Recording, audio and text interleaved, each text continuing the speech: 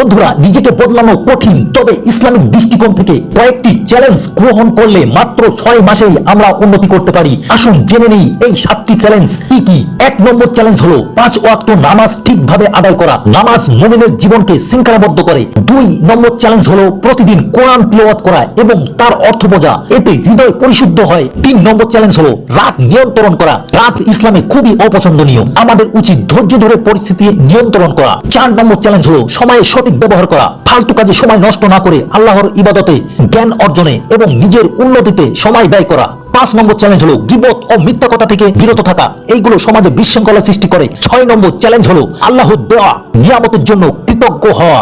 আমাদের উচিত জীবনের প্রতিটি ছোট বড় নিয়ামতের জন্য আল্লাহর কাছে শুকরিয়া আদায় করা। 7 নম্বর চ্যালেঞ্জ হলো গরিব ও অসহায়দের সাহায্য করা। দান সাদকা আমাদের মনকে পবিত্র করে। ভিডিওটি ভালো লাগলে লাইক দিন এবং শেয়ার করুন, যেন অন্যরাও এই চ্যালেঞ্জ নিতে পারে।